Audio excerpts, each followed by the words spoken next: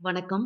நம்ம இப்ப இந்த வீடியோல என்ன பார்க்க போறோம் அப்படின்னா, மார்ஜினல் காஸ்டிங் சாப்டர்ல effect of increase and decrease in selling price, இல்ல ஃபிக்ஸட் காஸ்ட், இல்ல வேரியபிள் காஸ்ட்.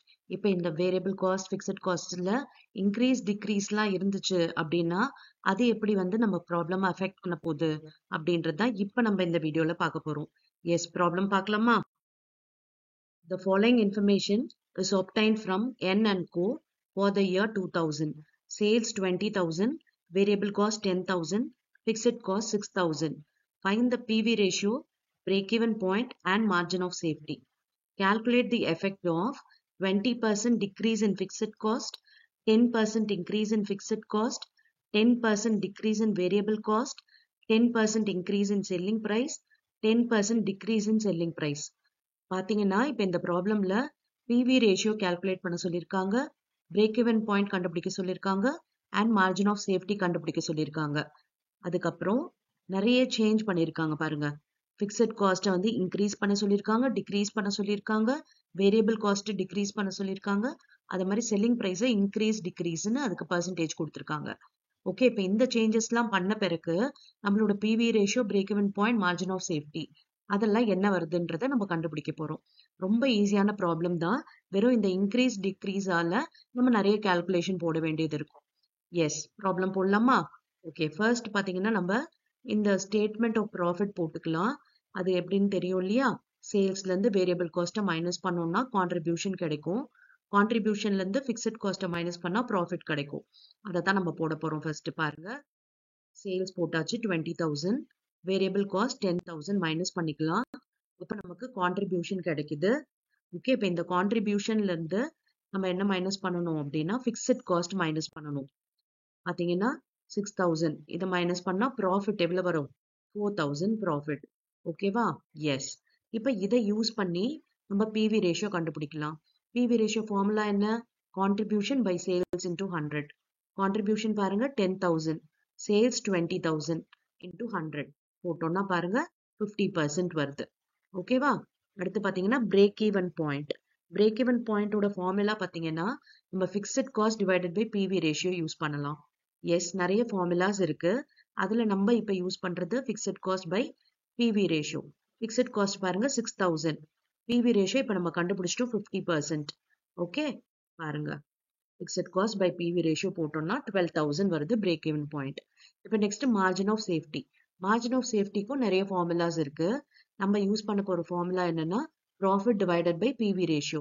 ரொம்ப ஈஸியா இருக்கும். ஏன்னா ப்ராஃபிட்டும் நம்ம கிட்ட இருக்கு, பிவி ரேஷியோ நம்ம கிட்ட இருக்கு. போடலாம் பாருங்க. 4,000 பை 50% போட்டோம்னா 8,000 வருது மார்ஜின் ஆஃப் சேஃப்டி. அவ்வளவுதான். இதுதான் கொஸ்டின் ஏக்கு ஆன்சர்.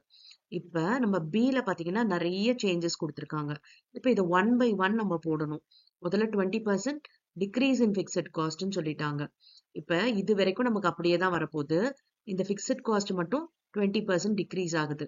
அதாவது 6,000ல 20% போயிடுச்சு அப்படின்னா எவ்வளவுன்றத பார்க்கணும். ஓகே, அப்ப அதுக்கு நம்ம சிம்பிளா என்ன பண்ணலாம்னா டிக்ரீஸ்னும் போது 100ல 20 மைனஸ் பண்ணிட்டா 80%. அப்ப இந்த 6,000 into 80% போட்டுக்கலாம் பாருங்க. ஓகே, டிக்ரீஸ்னா மைனஸ் பண்ணிடுங்க, இன்க்ரீஸ்னா ஆட் பண்ணிக்கோங்க. அவ்வளவுதான். 100ஓட ஆட் பண்ணிக்கணும். இன்க்ரீஸ்னா, டிக்ரீஸ்னா 100ல இருந்து எவ்வளவு பர்சன்ட் டிக்ரீஸோ அதை நம்ம மைனஸ் பண்ணிக்கணும். பாத்தீங்கன்னா 4,800 வருது. ஓகேவா? இப்ப 10,000ல இருந்து 4,800 மைனஸ் பண்ணிட்டோம்னா 5,200 தான் profit. S.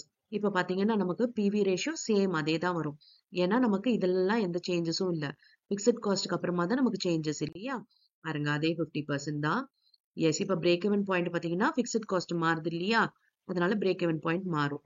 4,800 divided by PV ratio 50% போட்டோம்னா 9,600. மார்ஜின் ஆஃப் சேஃப்டியும் இப்ப மாறும். பிகாஸ் ப்ராஃபிட் மாறி இருக்கு இல்லையா? இப்போ 5,200 டிவைடட் பை பிவி ரேஷியோ 10,400. ஓகேவா? Margin of safety. இப்ப அடுத்து பாருங்க, 10% இன்க்ரீஸ் இன் ஃபிக்ஸட் காஸ்ட் சொல்லிட்டாங்க. ஓகே, இப்ப ஃபிக்ஸட் காஸ்ட் டிக்ரீஸ் பண்ணோம் இல்லையா? இப்ப 10% இன்க்ரீஸ் பண்ணணும். அப்ப என்ன போடணும்? 6,000 into 110. ஓகே, இன்க்ரீஸ்னா பாருங்க ஆட் பண்ணிக்கிட்டோம் 100ஓட. ஓகே, அப்ப 6,600 வருது. ப்ராஃபிட் பாருங்க 3,400. இப்ப திரும்பவும் நமக்கு பிவி ரேஷியோ அதே தான் வரும். ஏன்னா எந்த சேஞ்சஸும் நம்ம பண்ணாததுனால 50% அப்படியே இருக்கு. அடுத்து பாத்தீங்கன்னா பிவி ரேஷியோ முடிஞ்சிருச்சு. இப்ப next break even point. Break even point பாத்தீங்கன்னா நமக்கு வந்து இங்க பிக்சட் காஸ்ட் சேஞ்ச் ஆயிருக்கு. So fixed cost divided by PV ratio போட்டோம்னா 13,200. ஏன்னா இந்த பிக்சட் காஸ்ட் மாறி இருக்கு இல்லையா, 6,000 இருந்தது, இப்ப 6,600 ஆயிடுச்சு. அடுத்து மார்ஜின் ஆஃப் சேஃப்டி, ப்ராஃபிட்டும் சேஞ்ச் ஆயிருக்கு. ஸோ நமக்கு அதுவும் மாறும். 3,400 டிவைடட் பை 50% பாத்தீங்கன்னா 6,800. ஓகேவா? எஸ். இப்ப நெக்ஸ்ட் பாருங்க, 10% decrease in variable cost. Variable cost எவ்வளவு இருக்கு பாருங்க, 10,000. அதுல 10% டிக்ரீஸ்ன்னு சொல்லிட்டாங்க. இப்ப நம்ம என்ன பண்ண போறோம், இன்டூ 90. பாருங்க, இன்டூ 90 போட்டதுனால 9,000. இப்ப நமக்கு கான்ட்ரிபியூஷன் சேஞ்ச் ஆகும். பிகாஸ் 20ல 9,000 போயிடுச்சுன்னா 11,000 தான் கான்ட்ரிபியூஷன். பிக்சட் காஸ்ட் அதே 6,000 மைனஸ் பண்ணோம்னா ப்ராஃபிட் 5,000 வந்துருச்சு. இப்ப பாத்தீங்கன்னா நமக்கு பிவி ரேஷியோவே சேஞ்ச் ஆகும். ஏன், நம்ம கான்ட்ரிபியூஷன் மாறி இருக்கு. ஓகே, அப்ப 11,000 டிவைடட் பை 20,000 போட்டோம்னா 55% வருது. ஓகே, இப்ப பிரேக் ஈவன் பாயிண்ட்டும் சேஞ்ச் ஆகும். பிரேக் ஈவன் பாயிண்ட்டுக்கு fixed cost divided by PV ratio 55% போட்டோம்னா 10,909. ஓகேவா? மார்ஜின் ஆஃப் சேஃப்டியும் சேஞ்ச் ஆகும். ஏன்னா இங்க ப்ராஃபிட் நமக்கு சேஞ்ச் ஆயிருக்கு இல்லையா. அப்ப 5,000 டிவைடட் பை பிவி ரேஷியோ 55% போட்டோம்னா 9,091. ஓகேவா? எஸ். இப்ப நெக்ஸ்ட் நம்ம என்ன போட போறோம், 10% increase in selling price. Selling price எவ்வளவு பாருங்க, 20,000 இல்லையா, இதுல இன்க்ரீஸ் பண்ண போறோம்.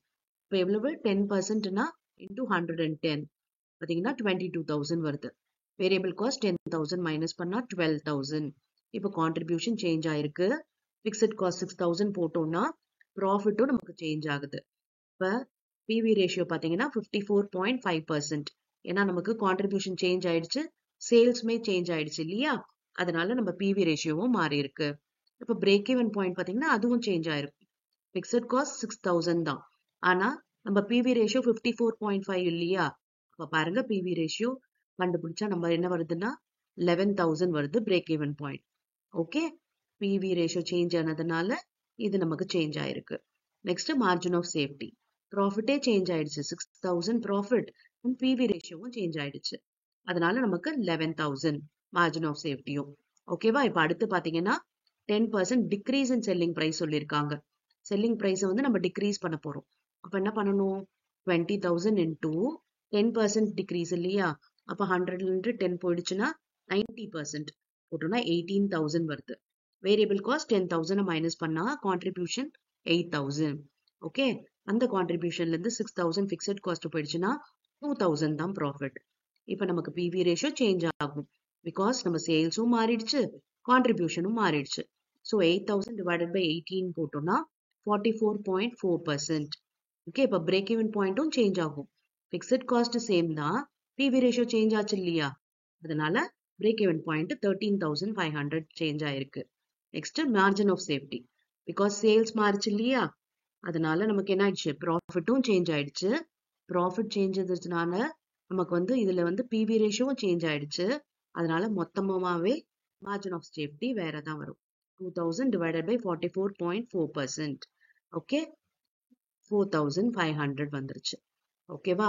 இப்ப வந்து இந்த மாதிரி ப்ராப்ளம் வந்து உங்களுக்கு செமஸ்டர்ல கேட்பாங்க. ரொம்ப ஈஸி. இத்தனை விஷயம் கொடுத்துருக்காங்களேன்னு நம்ம பயப்படக்கூடாது.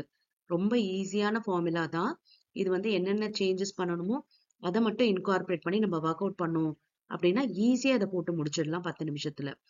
எஸ். இப்போ உங்களுக்கு பிராக்டிஸ்க்காக இதே மாதிரி மாடல்ல ஒரு ப்ராப்ளம் கொடுத்துருக்கேன். இந்த ப்ராப்ளமை ஒர்க் அவுட் பண்ணுங்க அண்ட் கமெண்ட்ல ஆன்சர் பண்ணுங்க. I'll check your answer. Thank you for your patient listening.